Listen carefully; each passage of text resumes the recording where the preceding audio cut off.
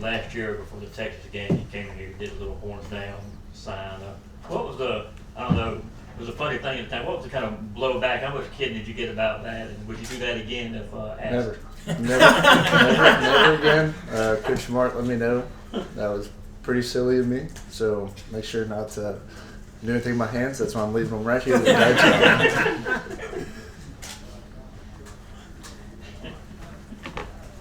Catch, you're now one of the older running backs. What is that like, being the veteran and one of the older guys at that position? And how different is the spring now compared to when you first got to Georgia and kind of learning what it takes? It's really cool, honestly. Just kind of seeing the new guys come in, and you get to like help teach them whenever you see like little things that I went through. So you get to help them kind of learn like about this release or like this block, like lunging at a linebacker or whatnot. And it makes it easier on me just because like I've been here for so long, and it really kind of slowed down for me, and I get to really like work on like the details of the game, and that's how I've kind of improved or working on improving right now. Yeah, obviously the house settlement with the NCAA is a big topic at this point in time, specifically with how it impacts walk-ons. I'm just curious, as someone who began their career as a walk-on, how closely have you been following it, and the possible elimination of walk-ons? Just what do you think that means for the game of football moving forward? Well, I remember at one point Georgia was a walk-on U, but honestly, like I think they're trying to get it close to the NFL, and I'm not real sure what they're trying to do with it, but I really have no idea what's going on, and it's kind of out of my hands. So just gotta really just go with whatever they're going with.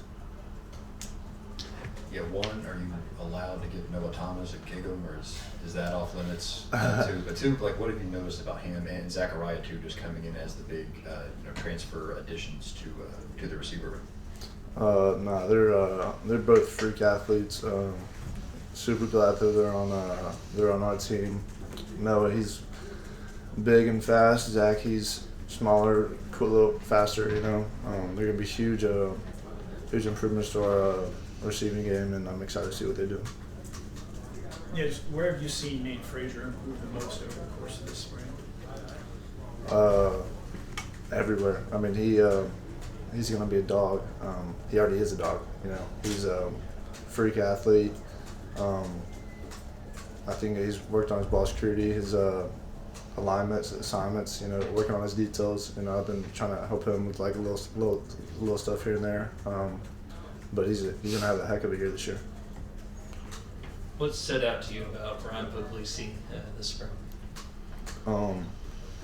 Well, based off my freshman year, I could not learn the plays, and the way that he learned the plays so quick, it's really cool, and just seeing him develop, and like he's working on like flipping the protection and stuff like that, and he's really like throwing some good balls, like he's just doing a great job. I'm excited to see what happens.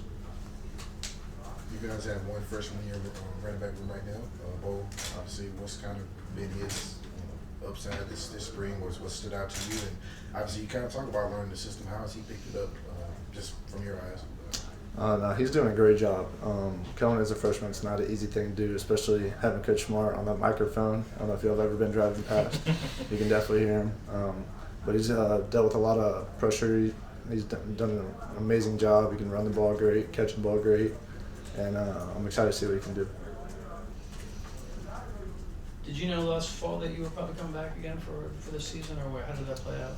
It was really just a God thing. I really prayed about it. I didn't really know what I really wanted to do yet, and I just had to pray about it and talk to my family, and felt like I needed to come back for another year. Being a Texas native, those two big wins over Texas last year, did those wins mean a little bit extra to you, just given your ties to that state? And I'm sure everyone who said something to you after the horns down incident. Yeah, no, it's definitely a good feeling, especially when we win the SEC championship. That's a lot of people say that's harder to win than the national championship, just because of how competitive the SEC is. But no, winning those two games is pretty awesome. Yeah. What's been your favorite G-Day memory over your time at Georgia, and what would you tell some of these guys, whether it's freshmen or some of the transfers, about what they can expect out of G-Day on Saturday? Shoot, just honestly, just going out there for the first time, you get to see some fans in the stands for the first time, and it's just kind of like take it in, like just enjoy that moment because it flies by. Like I'm already in my 5th year. Holy cow, you know, it's fun by, but just enjoy the memories while you can. You know, just kind of piggybacking off of that. Obviously, G-Day will kind of be one of those first of your last. You know, what's kind of your feelings about that? Just, you know, obviously with G-Day, I don't know if you knew you were coming back next year, but this will be the last time you do all this. What's kind of your feelings? Definitely just enjoy it. You know, you never promise tomorrow, so every day just take every day for granted, or don't take every day for granted, and just enjoy the memories. All right, last one. You had 10 more receptions than you did carries last year, and it makes me think of like Dylan Bell split time and Kirby Smart saying, well, not all our passes, we consider those runs. So are you a running back who catches the ball or a receiver who runs the ball? It's a great question. I'd probably say running back that can catch the ball. You know, I like to say I'm pretty versatile and trying to do it all, you know. I mean, nothing wrong with doing a little bit of everything. All right. Thanks, Cash. Thanks, Cash.